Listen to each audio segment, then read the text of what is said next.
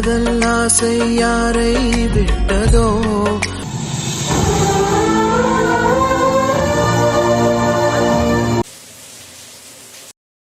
சந்திர தம்பி, சாப்பாடெல்லாம் நல்லா இருந்துச்சாப்பா?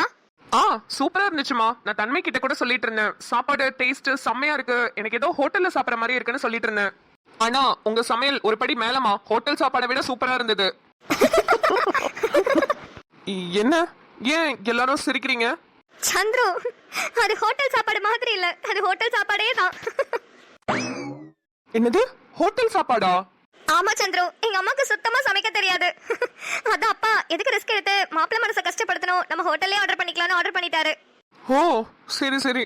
அம்மா, ஆனா ஏதோ நீங்களே உங்க கையால பாசமா பக்குவமா செஞ்ச மாதிரி சாப்பாடு நல்லா இருந்துச்சான்னு கேட்டீங்க பாத்தீங்களா? அங்க நிக்கிறீங்கம்மா நீங்க. தன்மை, எதுக்கு மாப்பிள்ளைட்ட மாத்தி சொல்ற? தம்பி, எனக்கு மீன் குழம்பு அவ்வளவு சூப்பரா வைக்க தெரியும். மீன் வறுவல்லாம் அப்படியே நான் செஞ்சேன்னு வச்சுக்கோங்களேன், இந்த சென்னை முழுக்க மணக்கும் பாத்துக்கோங்க. எது? அதை விட கருவாடெல்லாம் பொரிச்சுன்னு வச்சுக்கோங்க, டோட்டல் தமிழ்நாடே காலி. எங்க காலையில கோயம்பேடு மார்க்கெட்ல போய் அப்படியே மீனை வாங்கிட்டு வந்து நல்லா சல்லி சல்லியா மாங்காலாம் போட்டு புளிப்பா உங்களுக்கு குழம்பு வச்சு தரலாம்னு நினைச்சிட்டு இருந்தேன். பார்த்தா தன்மை நீங்க மீன் சாப்பிட மாட்டீங்கன்னு சொல்லிட்டா. உங்களுக்கு மீன் பிடிக்காதாமே? சரி கருவாடாவது வறுத்து வைக்கிறேன்டிங்கிற, மீனே பிடிக்காது, அப்புறம் எங்கம்மா கருவாடு சாப்பிடுவாருன்னு சொல்லிட்டா. உருட்டுமா, நல்லா உருட்டு, ஓ வாயி ஓ உருட்டு. அம்மா, எனக்கு மீன் கருவாடு தான் பிடிக்காது, ஆனா சிக்கன் மட்டன் நண்டெல்லாம் நல்லா சாப்பிடுவேன். நீங்க அதெல்லாம் சமைச்சிருக்கலாமே. என்ன தம்பி, நீங்க உடம்புக்கு எது நல்லதோ அதை சாப்பிடாம மத்ததெல்லாம் கெடுதல் கொடுக்கறத சாப்பிட்டுட்டு இருக்கீங்க. நம்ம கோழி குட்டி எல்லாம் சாப்பிட்டீங்கன்னா பயங்கர புரோட்டீன். அதுவும் இல்லாம இப்ப எங்க தம்பி நாட்டுக்கோழி கிடைக்குது, ஃபுல்லா பிராய்லர் கோழி தான். அப்புறம் நம்ம மட்டன் குட்டி, அது பயங்கர கொலஸ்ட்ரால். எங்க நம்ம ஆளுங்க தான் மட்டன் குட்டியோட மூளையில இருந்து கால் வரைக்கும் எல்லாத்தையும் பிரிச்சு மேய்ஞ்சிடறாங்களே, ஒரு பகுதியை விடுறது இல்ல. அப்புறம் நம்ம நண்டு பேபி, அந்த அம்மா பயங்கர ஹீட். அதுவும் இல்லாம அந்த அம்மாவை பிரிச்சு மேய்ஞ்சு சாப்பிடுற அளவுக்குலாம் நம்மளுக்கு பொறுமை இல்லப்பா. ஜப்பான்ல ஜாக்கிஸ்தான் கூப்பிட்டாகோ, என்னடி கலர் கலரா ரீலா விடுற? ஏய் ஜனங்களே பாத்துக்குங்க, என் மேல தப்பு இல்ல, இந்த பாவத்துக்கெல்லாம் நான் ஆளாகவே மாட்டேன், அத்தனையும் பொய்யே. அப்பா, அம்மா சொல்றதெல்லாம் நம்புற மாதிரியா இருக்கு.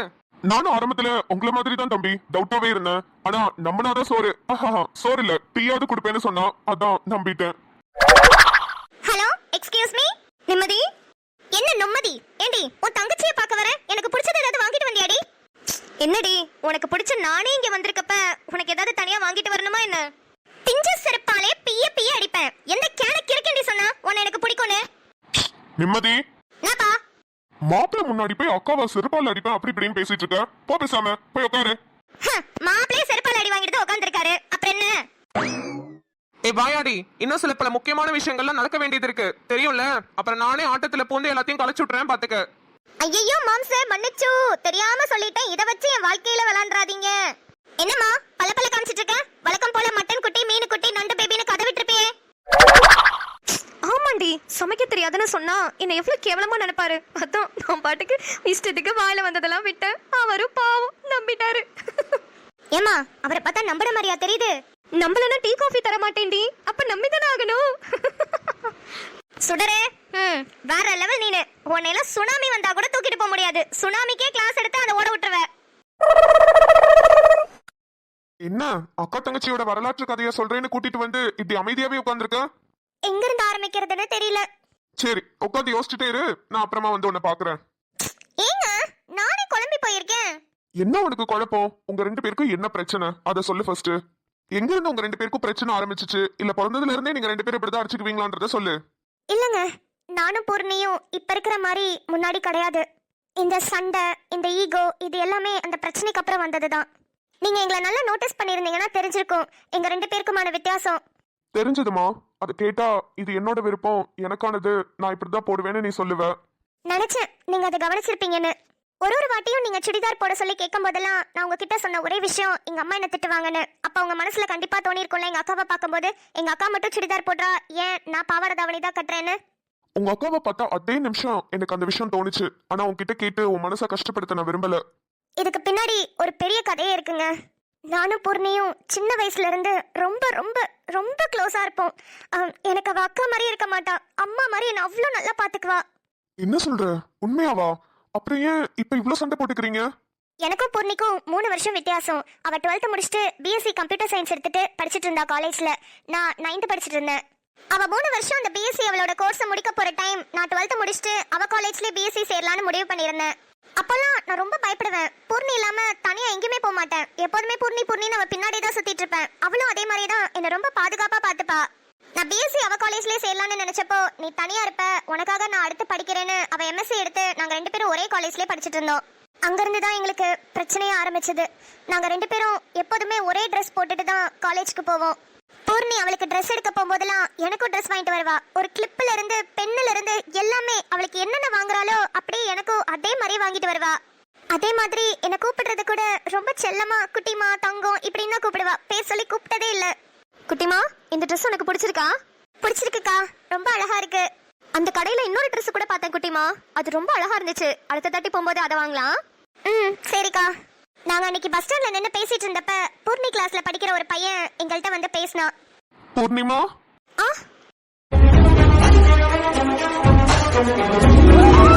ஹாய். ஹாய் ராஜேஷ். உங்க ஊரு இது கிடையாது, என்ன எங்க ஊர் பக்கம் வந்திருக்கீங்க? அது சும்மாதாமா. ஏன் நாளா உங்க ஊருக்கு வரக்கூடாதா? ஐயோ, தாராளமா வரலாம். நான் சும்மா தான் கேட்டேன். அப்புறம் ஆமா, அது யாரு? 2 பேரும் ஒரே ட்ரெஸ்ஸா போட்டிருக்கீங்க. இவ என் தங்கச்சி. நம்ம காலேஜ்ல தான் பிஎஸ்சி படிக்கிறா. ஆமாண்ணே, என் பேரு தங்க புஷ்பம். அண்ணன்லாம் கூப்பிடாதம்மா, என் பேரு ராஜேஷ். நீ ராஜேஷ்னே கூப்பிடலாம். ஐயோ, பரவாயில்லண்ணே, இருக்கட்டும். அதான் சொல்றேன்ல, அண்ணனு கூப்பிடாதன்னு, ராஜேஷ்னே கூப்பிடு. எனக்கு அப்ப அந்த இடத்துல ஏதோ ஒரு விஷயம் தப்பா பட்டுச்சு. ஆனா நான் பூர்ணி கிட்ட சொல்லல. ஏன்னா பூர்ணியை நான் கவனிச்சப்ப அவளுக்கு அந்த பையனை பிடிச்சிருந்த மாதிரி எனக்கு தோணுச்சு. ஏன்னா அவ அப்படிதான் நடந்துக்கிட்டா. ராஜேஷ், டெஸ்ட்டுக்கெல்லாம் படிச்சிட்டிங்களா? ஏதோ படிச்சிருக்கேன் தங்க புஷ்பம். சாரி பூர்ணி. தங்க புஷ்பம் என் தங்கச்சி பேரு ராஜேஷ். எனக்கு அந்த இடத்துல இருக்கவே பிடிக்கல. அங்கிருந்து கிளம்பிடணும்னு தோணுச்சு. ஏன்னா அவன் பார்வையும் சரியில்லை. பேசுறது எல்லாமே பூர்ணி கிட்ட பேசுறான், ஆனா கண்ணு ஃபுல்லா என்னதான் பாத்துட்டு இருந்தான். ஆனா அத பூர்ணி கவனிக்கவே இல்ல. அவன் மனசு ஃபுல்லா அந்த பையனை தான் நினைச்சிட்டு அவன் கண்ணு முன்னாடி சில மாதிரி நின்னுட்டு இருந்தா. தங்க புஷ்பம், உங்க 2 பேர்ல இந்த ட்ரெஸ் உங்க அக்காவை விட உனக்கு தான் சூப்பரா இருக்கு. ராஜேஷ், இததான் நானும் அவகிட்ட சொன்னேன். ஆனா அவ தான் நம்பல. அவளுக்கு தானே அழகா இருக்கு. பாத்தீங்களா, நான் நினைக்கிறது தான் நீங்களும் நினைக்கிறீங்க. புஷ்பா, நீ மட்டும் அப்படியே இந்த ரோட்டோரமா நடந்து போனேன்னு வச்சுக்கோயேன், உன் அழகுல மயங்கி எல்லாருமே கீழே விழுந்துருவாங்க. அவ்வளோ அழகா இருக்கு நீனு. என்ன ஏனே கிண்டல் பண்றீங்க? நான் மறுபடியும் அண்ணனை கூப்பிட்டோன்னே அவனுக்கு எங்க இருந்துதான் அந்த கோவம் வந்துச்சோ தெரியல, செம்மையா கோவப்பட்டான். ஏய், உங்க இழுத்தன வையே, அதான் சொல்றேன்ல, அண்ணனை கூப்பிடாதேன்னு. குட்டிமா, அத்தான் அவர் இவ்வளவு வாட்டி சொல்றாருல, அவரையும் அண்ணன் அண்ணன் கூப்பிடுற, ராஜேஷ்னே கூப்பிடு. அவருக்கு தான் அது பிடிக்கல. அக்கா, நான் வீட்டுக்கு போறேன்க்கா. குட்டிமா நில்லு, நம்ம காலேஜ்க்கு போகணும். வேணாக்கா, இன்னைக்கு காலேஜ்க்கு போவேணும். சனிக்கிழமை தானே, ஒன்னும் நடத்த மாட்டாங்க. நான் போறேன், நீ அவங்க கிட்ட பேசிட்டு வா. ஏய் புஷ்பா, ஏய் நில்லு. ராஜேஷ், அவகிட்ட சத்தமா பேசாதீங்க. அவ சின்ன பொண்ணு தானே, பயப்படுறா. ஓ, நான் சத்தமா பேசினதுனாலதான் பயந்துட்டாளா? ஆமா ராஜேஷ், சரி விடுங்க, நான் சமாதானப்படுத்திக்கிறேன். அப்புறம் நானும் அவசரத்துல ரொம்ப கத்திட்டேன். எனக்கும் கஷ்டமா இருக்கு. ஆமா, ஏன் உங்களுக்கு இவ்ளோ கோவம் வருது? கொஞ்சம் கோவத்தை குறைச்சிங்கன்னா நல்லா இருக்கும்னு நினைக்கிறேன். இப்ப பாருங்க எவ்வளவு அழகா இருக்கீங்கன்னு. அதை விட்டுட்டு சும்மா கோவமா மூஞ்ச வச்சுக்கிட்டு. பூர்ணி, உன் தங்கச்சி கிட்ட சாரி கேட்டேன்னு மட்டும் சொல்லிடு. நாளைக்கு காலேஜ்க்கு வருவாள், நான் காலேஜ்ல அவகிட்ட பேசிக்கிறேன். சரி ராஜேஷ். அப்புறம் என்ன வந்ததுல இருந்து அப்புறம் கேட்டுட்டு இருக்கேன். ஒன்னும் இல்ல, நான் கிளம்புறேன். காலேஜ்க்கு போறீங்களா? எங்க போறது? அதான் புஷ்பாவே லீவ் போட்டாலே, இனிமே அங்க போய் என்ன பண்றது? சரி, நான் வரேன் பூர்ணி. பூர்ணிக்கு அப்பதான் ஏதோ தப்பா நடக்குதுன்ற மாதிரி தோணுச்சு. ஆனா ராஜேஷ் அவ ரொம்ப விரும்பினதுனால அவன் என்ன சொல்ல வரான், என்ன நினைக்கிறான்றது கூட புரிஞ்சுக்காம அவ பாட்டுக்கு ஒரு கற்பனை உலகத்துல அவ வாழ்ந்துட்டு இருந்தா.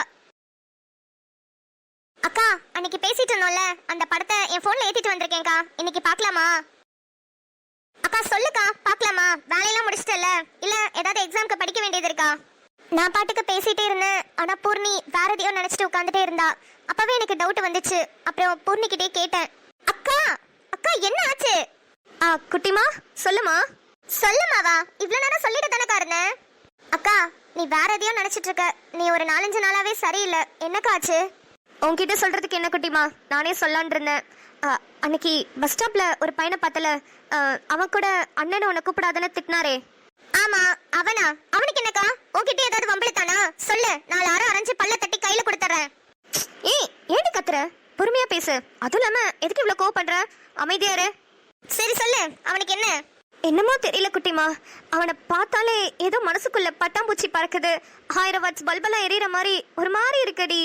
அக்கா, அக்கா நான் சொல்றேன்னு தப்பா எடுத்துக்காத. எனக்கு என்னமோ அவரை பார்த்தா ஒரு மாதிரி வித்தியாசமா தெரியறாருக்கா. என்னமோ தெரியல, அவரை பார்த்தாலே ஏதோ தப்பாவே தோணுது. குட்டிமா, அப்ப பிரச்சனை அவர்கிட்ட இல்ல, உன்கிட்ட தான் இருக்கு. நீ பாக்குற பார்வையில தான் இருக்கு. என்னன்னு தெரியல, எனக்கு அவரை ரொம்ப பிடிச்சிருக்கு. அவரை கல்யாணம் பண்ணிக்கிட்டா நான் சந்தோஷமா இருப்பேன்னு என் மனசுக்குள்ள தோணுது குட்டிமா. கூடிய சீக்கிரத்துல ராஜேஷ் கிட்ட இந்த விஷயத்த சொல்லி அவங்க வீட்லயும் நம்ம வீட்லயும் பேசி எனக்கு சீக்கிரம் கல்யாணம் பண்ணிக்கணும்னு தோணுது. என்னக்கா நீ கல்யாணம் வரைக்கும் போயிட்ட? அதெல்லாம் அப்படிதான், நீ பெருசானோனே உனக்கும் புரியும். சரி, நான் மாட்டுக்கு போய் தண்ணி வச்சுட்டு வரேன். ச்சே, அவன் பாக்குறதுக்கு ஏதோ பொறுக்கி பையன் மாதிரி இருக்கான். அவனை போய் அக்கா பிடிக்குதுன்னு சொல்றாளே. அதுக்கப்புறம் என்னாச்சு? உங்க அக்கா போய் அந்த பையன் கிட்ட அவங்க லவ் சொன்னாங்களா? இல்லங்க, சொல்லல. அதுக்கு பதிலா வேற ஒண்ணு நடந்துருச்சு. வேற ஒண்ணா? என்ன நடந்துச்சு? கிளாஸ் பிரேக்ல நானு என் ஃப்ரெண்ட்ஸ் எல்லாம் வெளியே நின்னு எல்லாரும் தண்ணி குடிச்சிட்டு அரட்டை அடிச்சிட்டு இருந்தோம். அப்ப திடீர்னு அந்த ராஜேஷ் வந்தான். புஷ்பா, நீங்களா? என்ன? புஷ்பா, இந்த நோட்ல ஒரு விஷயம் இருக்கு. அதுக்கு நீ உடனே பதில் எழுதி கொடுக்கணும் புஷ்பா. விஷயமா? என்ன விஷயம்? அத நான் இங்க சொல்ல மாட்டேன். நீ வீட்ல போய் ஓபன் பண்ணி பாரு. அண்ணே, இதெல்லாம் கொண்டு வந்து என்கிட்ட கொடுக்கற வேலையை வச்சுக்காதீங்க. பூர்ணி அக்காக்கு தெரிஞ்சா ரொம்ப கோவப்படுவாங்க. ஏய், உன்கிட்ட இந்த நோட்டை கொடுக்க சொன்னதே பூர்ணி தான். அப்படிலாம் எங்க அக்கா பண்ண மாட்டாங்க. அவங்க ஏதாவது ஒண்ணுனா என்கிட்ட தான் வந்து டைரக்டா சொல்லுவாங்களே தவிர உங்களை விட்டெல்லாம் சொல்ல மாட்டாங்க. ஏ புஷ்பா, வாங்கடி, அப்படி என்னதான் இருக்குன்னு பார்க்கலாம். ஏங்க, நீங்களாவது உங்க ஃப்ரெண்டுக்கு புரிய வைங்க. இந்தாங்க, நீங்க புடிங்க. அண்ணே, நான் படிச்சு பார்த்துட்டு அவளுக்கு புரிய வைக்கிறேன்னு. சரிம்மா தங்கச்சி, நல்ல பதிலா எதிர்பார்க்கிறேன் புஷ்பா. அண்ணனை கூப்பிட்டா பிடிக்காதுன்னு சொன்னா, இப்ப இவ அண்ணனை கூப்பிடுறப்ப மட்டும் சரிமா தங்கச்சின்ட்டு போறான். பிரியா, ஒரு நிமிஷம் இரு, வரேன். அவன் நேரா எங்க அக்கா கிட்ட தான் போறான். அவன் போய் எங்க அக்கா கிட்ட என்ன சொல்றான்னு நான் பாத்துட்டு வரேன். புஷ்பா, என்னன்னு தெரியல, உன்னை அன்னைக்கு பஸ் ஸ்டாண்ட்ல உங்க அக்கா கூட பார்த்த அன்னையில இருந்து எனக்கு உன்னை ரொம்ப பிடிச்சு போச்சு. உன்னை கல்யாணம் பண்ணிக்கிட்டு சந்தோஷமா வாழணும்னு நினைக்கிறேன். இதுக்கு நீ என்ன பதில் சொல்ல போறேன்னு எனக்கு தெரியல. ஆனா நல்ல பதிலா இருந்தா நான் ரொம்ப சந்தோஷப்படுவேன். I love you Pushpa. அப்படியோ, புஷ்பா ரொம்ப நல்லா ஃபீல் பண்ணிட்டு இருந்தா. என்னெல்லாம் யாருமே கல்யாணம் பண்ணிக்க மாட்டாங்க, நான்லாம் ஒரு ஆளே இல்ல, எனக்கெல்லாம் அழகே இல்லைன்னு. நல்ல வேலை, ஒரு அண்ணன் இவளுக்கே ப்ரப்போஸ் பண்ணிட்டாங்க. எப்படியும் புஷ்பா வீட்டுக்கு பயந்து அவங்க அக்காவுக்கு பயந்து இதை வெளியே சொல்ல மாட்டா. பேசாம நம்மளே ஓகேன்னு எழுதி கொடுத்துருவோமா? புஷ்பா வாழ்க்கையாவது நல்லா இருக்கும்ல. ஐயோ, என்ன இருக்காது, பயங்கர சுவாரஸ்யமா போய்கிட்டு இருக்கு. ஆமாங்க, பிரியா எனக்கு நல்லது பண்றதா நினைச்சு ஒரு பெரிய தப்ப பண்ணிட்டா. அன்னையில இருந்து எங்க லைஃபே வேற மாதிரி ஆயிடுச்சு. சரி, அப்புறம் என்னாச்சு? ஏ புஷ்பா, என்னத்த? உங்க அம்மா உன்னை ஓட ஓட தேடிட்டு இருக்கறாடி. சீக்கிரம் வர சொன்னா, சீக்கிரம் ஓடு. யாத்த? எது பிரச்சனையா? ஆமா, உங்க அக்கா உங்க அம்மாவை பிடிச்சு வாள் வாள்னு கத்திட்டு கிடக்குறா. என்னன்னு தெரியல, சீக்கிரம் போ. சரி தே, நான் பாத்துக்கறேன். என்னங்க, நான் மீதி கதைய அப்புறம் சொல்றேன். வாங்க போய் பார்க்கலாம். எங்க அம்மாக்கும் எங்க அக்காக்கும் ஏதோ பெரிய பிரச்சனை. கண்டிப்பா எங்க அக்கா ஏதாவது பேசியிருப்பா. வாங்கங்க போலாம். சரி, வா போலாம். வணக்கம் மக்களே, எல்லாரும் நல்லா இருக்கீங்கன்னு நம்புறேன். இன்னைக்கு ஆனிவர்சரி செலிப்ரேட் பண்ற நம்ம ரமணி டியரோட சிஸ்டர் விஜிதா சுந்தர் அவர்களுக்கு அனுச்சுட்டி கார்ட்டூன் சார்பாக இனிய திருமண நாள் நல்வாழ்த்துக்கள்.